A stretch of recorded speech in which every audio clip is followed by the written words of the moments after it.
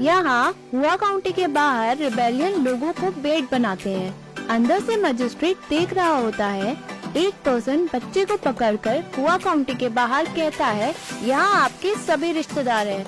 अगर मजिस्ट्रेट ने सरेंडर नहीं किया या गेट नहीं खोला तो वो सभी को भयानक मौत दे देगा। वो उस बच्चे को मार देता है और उसकी मदर को भी मार देता है।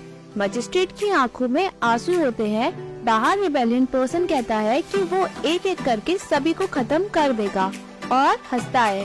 वो उसे लड़ने के लिए न्योता देता है। तभी मजिस्ट्रेट दुखी होता है और अंदर आ जाता है। सभी लोग उसे देखते हैं और उसको रिस्पेक्ट से बात करते हैं। तभी कोई कहता है कि गेट खोलने की कोई भी जरूरत नहीं है। मजिस्ट्रेट कहता है कि वो लोगों को मरते हुए नहीं देख सकता है, वो कायर नहीं है। अगर वो लोग कुछ भी करेंगे तो वो पीछे नहीं हटेगा। उसका बेटा मना करता है।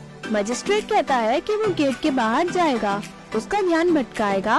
कोई भी बेस्ट सोल्जर मैजिस्ट्रेट को रिपोर्ट करने के लिए निकल जाएगा और उन्हें सारी सिचुएशन के बारे में बताएगा। वो जनरल लिंक के सपोर्ट को भी चाहता है। जैसे ही वो जाता है, सभी सोल्जर उसके साथ जाने के लिए कहते हैं। मजिस्ट्रेट उन सब की तारीफ करता है और कहता है, जब मैं बाहर जाऊँ तो गेट को अच्छे से लॉक कर लेना। किसी भी कीमत पे गेट नहीं खुलना चाहिए। सभी सोल्जर मोटिवेट होते हैं और कहते हैं कि हम दुश्मनों से मरते दम तक लड़ेंगे। तभी गेट खुलता है। कुछ सोल्जर और मजिस्ट्रेट गेट के बाहर निकलते हैं। मजिस्ट्रेट की पोती रोती है और उनकी तरफ भागते हुए कहती है कि वापस आ जाओ। वो रोती है। यहाँ बाकी के सोल्जर गेट में कॉपर का लावा डालते हैं ताकि गेट ना खुले। यहाँ शाओयुआनी को बुरा सपना आता है। वो शाओशेंग को याद करती है। शिंगकोंग और चेंग यांग उसे देखते हैं। शाओयुआनी कहती है कि वो बहुत थक गई है और सो गई थी। उसे सपना भी आ गया।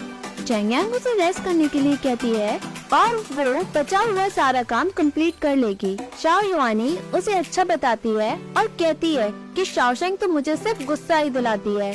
चेंग यांग कहती है कि आपको शाओशेंग की चिंता है, सोते हुए भी आप उसके बारे में सोच रही थी।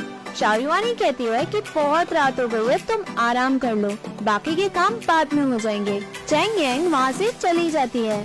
शिंगकोंग शाओयुआनी से कहती है कि जब आप जनरल के साथ वॉर में थी तब आप रिपोर्ट पढ़ते पढ़ते डेस्क पे ही सो जाती थी और शाओशेंग को याद करती थी।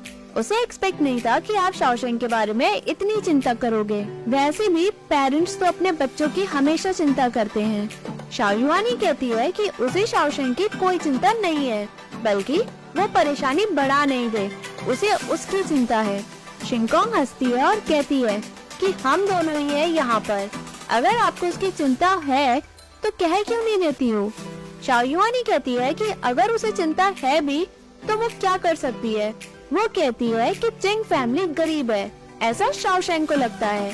बट गरीबी क्या होती है उसने कभी देखी ही नहीं, उसने कभी सोचा नहीं था।